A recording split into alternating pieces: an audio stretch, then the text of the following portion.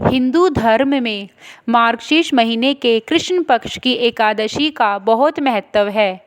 इसे उत्पन्ना एकादशी भी कहा जाता है। कथा के अनुसार सतयुग में मुर नाम का एक दैत्य था। वह बहुत ही भयानक और बलवान था।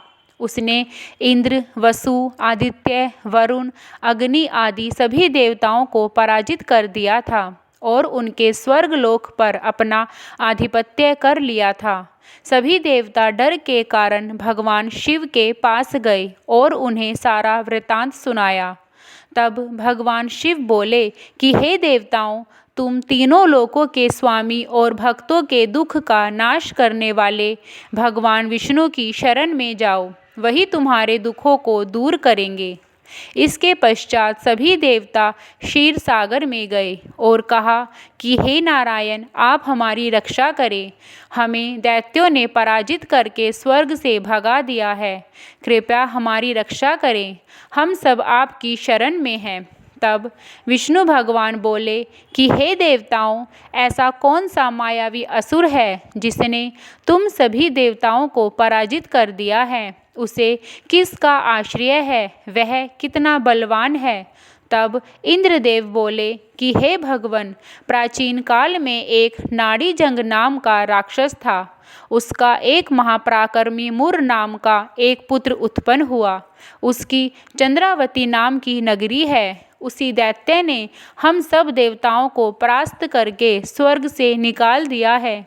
उसने अग्नि, वरुण, यम, कुबेर, आदित्य आदि सभी देवताओं के स्थान पर अपना आधिपत्य कर लिया है। स्वयं सूर्य बनकर प्रकाश देता है, स्वयं ही मेघ बन गया है और सबसे अजय है।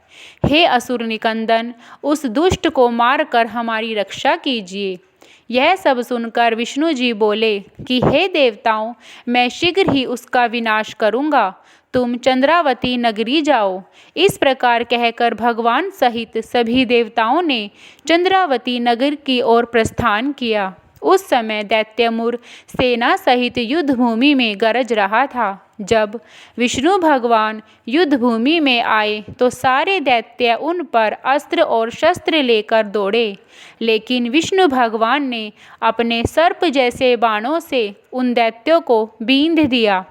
सारे दैत्य मारे गए, केवल मुर बच गया था। वह अविचल भाव से भगवान के साथ युद्ध करता रहा। भगवान जो भी तीक्ष्ण बाण चलाते वह उसके लिए पुष्प सिद्ध होते। उसका शरीर छिन्न भिन्न हो गया था, लेकिन वह तब भी युद्ध करता रहा। भगवान ने उससे 10,000 वर्षों तक मल्ल युद्ध किया, लेकिन मुर नहीं मारा गया। भगवान थककर बद्रिकाश्रम चले गए। वहाँ हेमवती नामक सुंदर गुफा थी। भगवान विश्राम करने के लिए उस गुफा के अंदर चले गए। वह गुफा 12 योजन लंबी थी और उसका एक ही द्वार था। विष्णु भगवान योग निद्रा की गोद में सो गए। मुर भी उनके पीछे पीछे आ गया और उन्हें सोया देखकर उन्हें मारने को उद्यत हो गया। तभी भगवान के शरीर से उज्जवल कांति वाली एक देवी प्रकट हुई। देवी ने राक्षस मुर को ललकारा, उससे युद्ध किया और उसे तत्काल मौत के घाट उतार दिया।